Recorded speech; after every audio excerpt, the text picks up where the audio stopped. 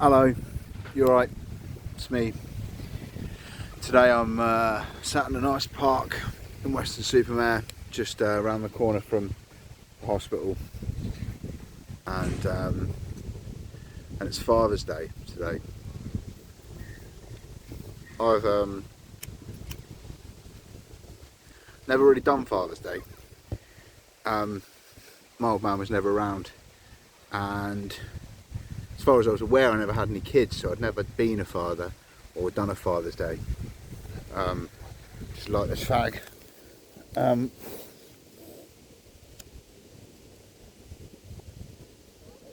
I think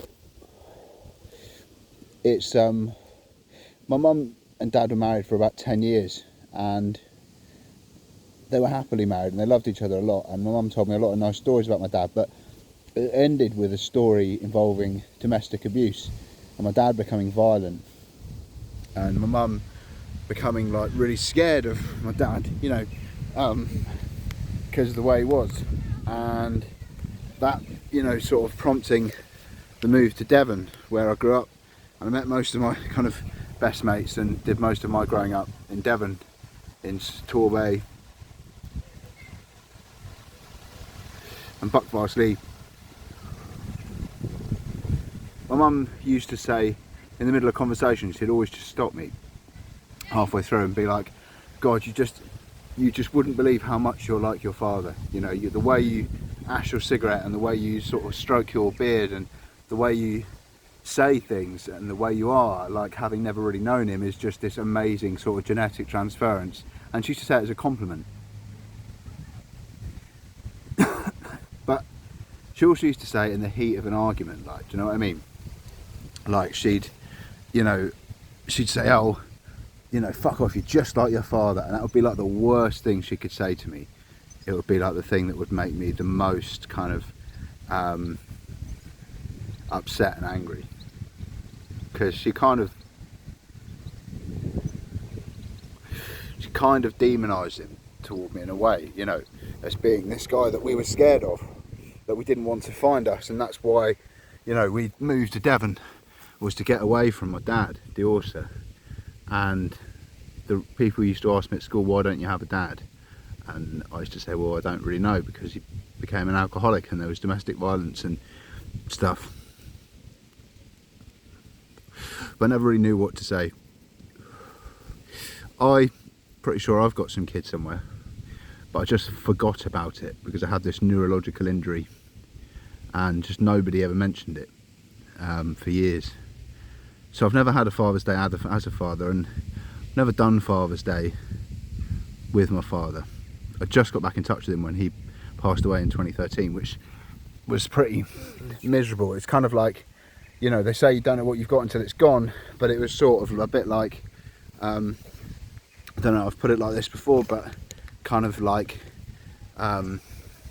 someone who's been starved all their life, you know, someone that's always had access to bread, you know, having a loaf of bread taken off them, or alternatively somebody who has always been starving, just been given a loaf of bread and then having that bread taken off them. That was kind of like what happened to me with my father. But for all the dads who are doing Father's Day today without their sons, I kind of feel you, only in a minuscule sort of way, but I've got a vague idea of what that must feel like, what that might be like. And for everyone who's not got their dad around today, I know a lot about what that feels like, you know. I've done a lot of Father's Days without my old man, and dad's birthdays without my dad, and my mum, you know, my birthday without my dad, and all that sort of thing. And, you know, it's like, I don't know, having a male role model is like really important as a male, you know. But I think, you know, in not having one, you kind of have to find your own path in life, which in some ways kind of, I don't know, almost, I keep saying that, I don't know, it's not much point making a video about stuff I don't know. I just think that sometimes in life, the things that are absent from our privilege in our life are the things that shape us and define us and allow us to grow. And you know, I know that my dad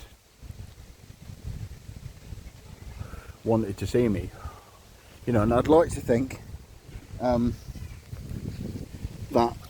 if and wherever my children are, they know that I would have liked to have seen them, and maybe they just didn't tell me because they thought I was going to be a crap dad, or maybe they didn't tell me because it was something to do with money, or it might have been to do with other more complicated shit that I don't know anything about. I just like have this memory of kind of pregnancy and fatherhood kind of from a perspective of like a repressed memory, and suddenly remembered, you know, and it's like no one had mentioned it for 10 or 15 years. They just didn't bring it up, like, do you know what I mean?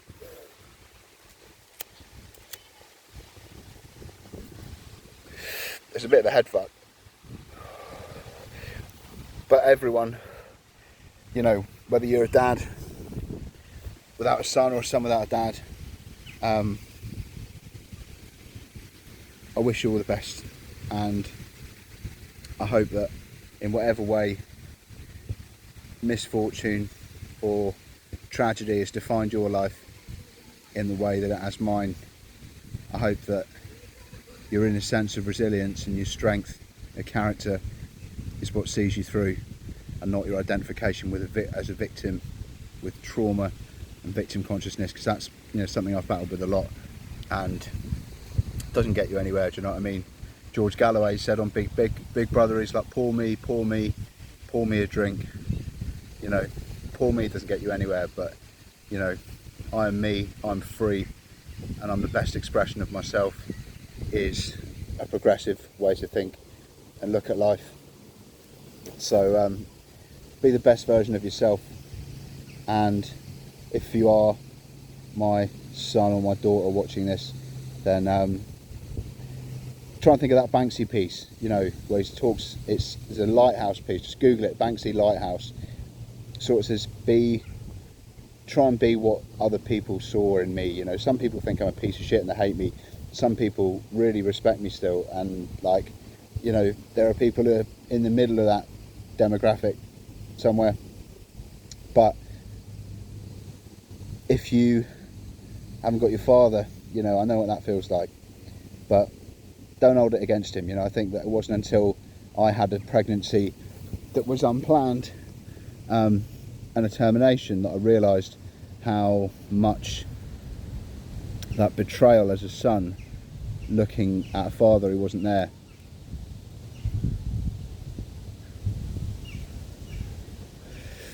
isn't ever proportionate to the idea or the maxim that, you know, as people we are intimate with one another with the intention of creating a life. You know, we're just intimate because we like sex, you know. And for people that are going to see my brother tomorrow for his birthday in Bristol, I'm really looking forward to it. I don't know what we're going to get up to, but he's 31 tomorrow, and his birthday falls just the day after Father's Day. He had a big problem with his old man. His old man was never there growing up. You know, my mum struggled as a single parent with 2 children, with absent fathers for completely different reasons. But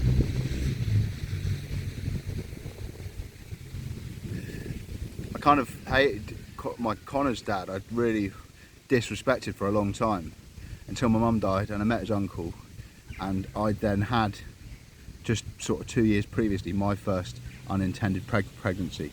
We went through the termination process, and it was then that I realised what my brother's father had gone through, in that, you know, him and my mum were together for like 2 months, do you know what I mean? And he just like didn't want to start a family, you know what I mean? And he didn't want to be a part of the family. He didn't want to start a family at that age. He wasn't ready to.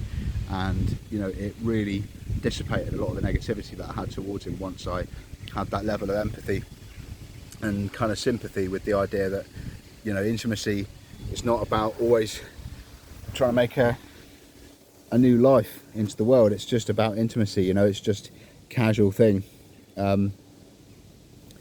So without prejudice to, you know, my own father's misgivings, whether it was a compliment or an insult that I was just like my father, wherever my dad got his good bits from, I hope he passed some of them on to me, and I hope that if you're my son or my daughter, that my good bits and not my bad bits have passed on to you.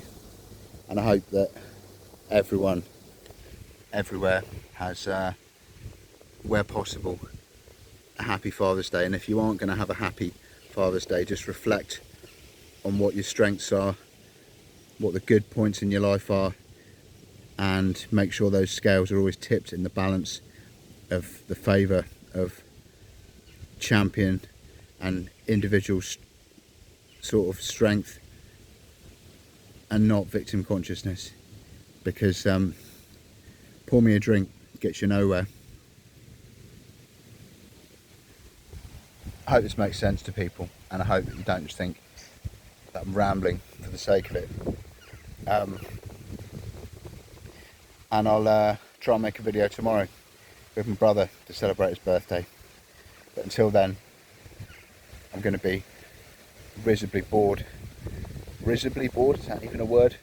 Bored in a risible rehab ward. But not much is happening, and nobody's really doing or saying anything.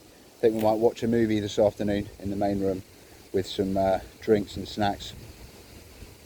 But yeah, all the best to everybody, and all the fathers and all the sons and all the fatherless sons and the sonless fathers. I wish you from the bottom of my heart a good day, a reflective day, and whatever happens, just stay true to yourself and never ever ever ever give up.